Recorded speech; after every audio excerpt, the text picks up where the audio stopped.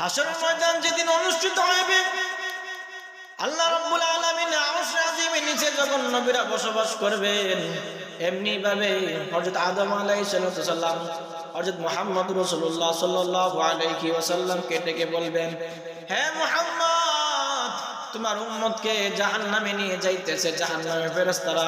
এমনি ভাবে মুহাম্মদ রাসূলুল্লাহ সাল্লাল্লাহু আলাইহি ওয়াসাল্লাম দৌড়তে লাগবেন, গিয়া বলবেন, ও হে ফেরেশতারা, দুজকের ফেরেশতারা, তোমরা থামো, আমার এই উম্মতকে আমি দুজকে যাইতে দিব না।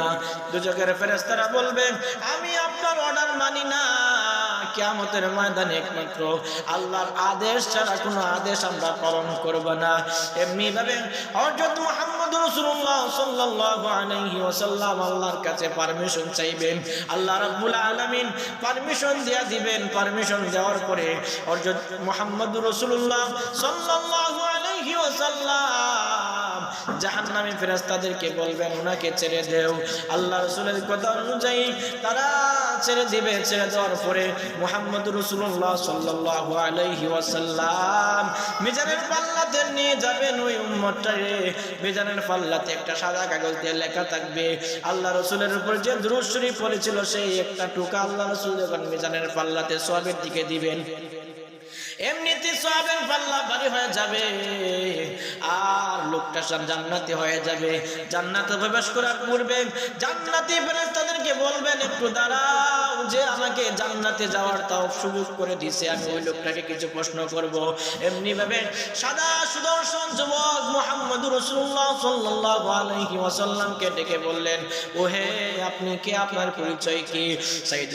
সাইয়েদুনা মুহাম্মদ রাসূলুল্লাহ সাল্লাল্লাহু আলাইহি ওয়াসাল্লাম বলবেন, যুবক, ও আমার উম্মত, আমি হলাম তোমার নবী মুহাম্মদ রাসূলুল্লাহ সাল্লাল্লাহু আলাইহি ওয়াসাল্লাম।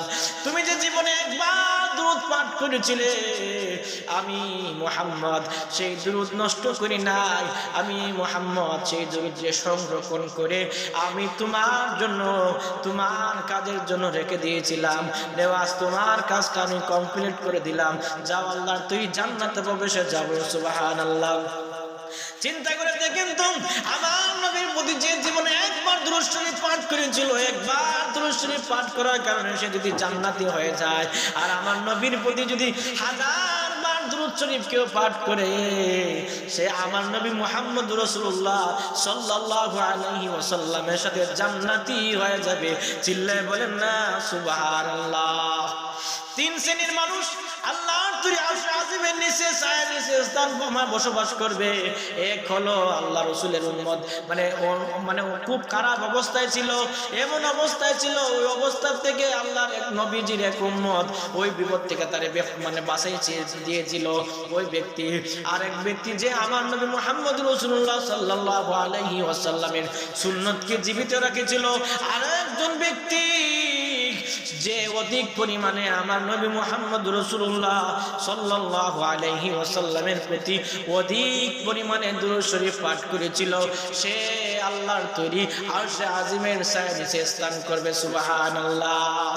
আরশে আযীম এমন একটা জায়গা যেখানে সুন্দর আরামদায়ক জান্নাতি জায়গা, জান্নাতি পরিবেশ, আর হাসরের ময়দানটা থাকবে উত্তপ্ত তামার ন্যায়, একবারে আগুনের মতো গরম, এর চাইতে আরো শক্তিশালী গরম।